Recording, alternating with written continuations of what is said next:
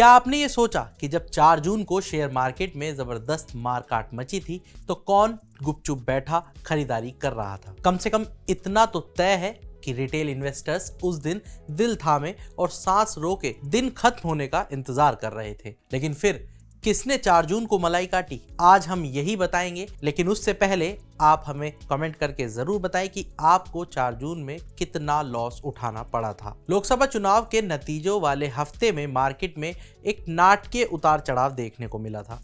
कांग्रेस के पूर्व अध्यक्ष राहुल गांधी ने एग्जिट पोल नतीजों से पहले मार्केट में अचानक खरीदारी बढ़ने की जांच एक संयुक्त संसदीय समिति से कराने की मांग की है। इस पर केंद्रीय मंत्री पीयूष गोयल ने कहा कि रिटेल इन्वेस्टर्स को 4 जून को मार्केट में आई गिरावट से फायदा हुआ है क्योंकि उन्होंने कीमतें गिरने पर खरीदारी की।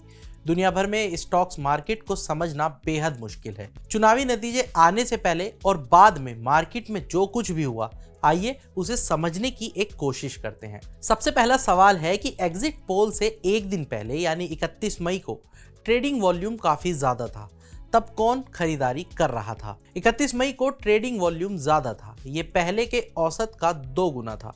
लेकिन इलेक्शंस के नतीजों पर ट्रेडर्स की बेटिंग इसकी अकेली वजह नहीं थी। सबसे बड़ी वजह MSCI इंडेक्स में बदलाव था। MSCI इंडेक्स पैसिव फंड्स के लिए बेंचमार्क है। उस दिन करीब $2 अरब का पैसिव निवेश मार्केट में आया। हेज फंड इस बदलाव से पहले फटाफट मुनाफा कमाने के लिए शेयर खरीद और बेच रहे थे। अब आते हैं दूसरे सवाल पर कि एग्जिट पोल के नतीजों से पहले निवेशकों की पोजीशन कैसी थी।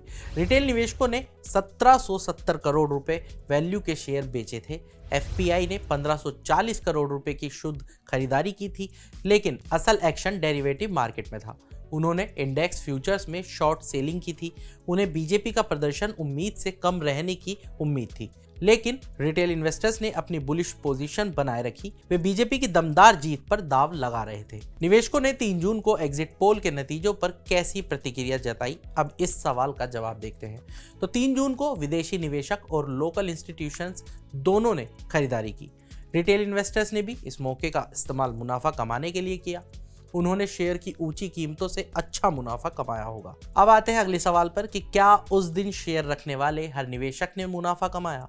जी नहीं, ऐसा नहीं है। करीब 2375 शेयरों की कीमतें चढ़ी जबकि 1565 शेयर में गिरावट देखने को मिली। इसका मतलब है कि चढ़ने वाले हर 3 शेयरों पर गिरने वाले शेयरों की संख्या 2 थी। अगला सवाल, डेरिवेटिव मार्केट में क्या कुछ हुआ? विदेशी निवेशकों ने जल्द इंडेक्स फ्यूचर में अपने शॉर्ट पोजीशन काटे। जब मार्केट आपके खिलाफ हो जाता है तो लॉस मेकिंग के ज्यादा पोजीशन पर आगे स्थिति और खराब होने पर आपको मार्जिन बढ़ाने की जरूरत पड़ जाती है।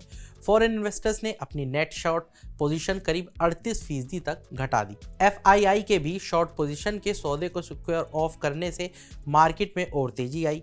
इस बीच रियल एस्टेट ने अपनी लॉन्ग पोजीशन 39% तक बढ़ा दी। अगला सवाल है, इंडिविजुअल स्टॉक फ्यूचर्स में क्या पोजीशन थी?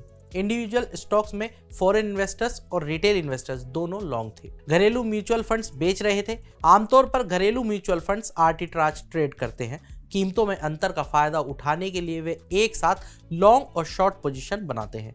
इसलिए उनकी पोजीशन को मार्केट में बेरिश कॉल की तरह नहीं देखना चाहिए। अब आते हैं अपने आखिरी और सबसे अहम सवाल पर कि क्या आप बता सकते हैं कि सबसे ज्यादा पैसा किसने कमाया? तो इसका जवाब है नहीं। लोकल मार्केट्स में कनेक्टेड प्लेयर्स हो सकते हैं। सिर्फ रेगुलेटर्स जिसके पास अकाउंट वाइज ट्रांजैक्शन की जानकारी है वही बता सकते हैं कि किस तरह से मुनाफा हुआ और ये पैसा किस तरह से समय पर देश से बाहर गया। तो आज के इस वीडियो में इतना ही। बाकी तमाम बड़ी खबरों के लिए जुड़े रहिए मनी कंट्रोल हिंदी के साथ। आप हमारे YouTube चैनल को सब्सक्राइब करें, फेसबुक पेज को लाइक करें और अब व्हाट्सएप के जरिए भी आप हमसे जुड़ सकते हैं। व्हाट्सएप चैनल का लिंक आपको कमेंट बॉक्स में मिल जाएगा। तब तक के लिए धन्यवाद।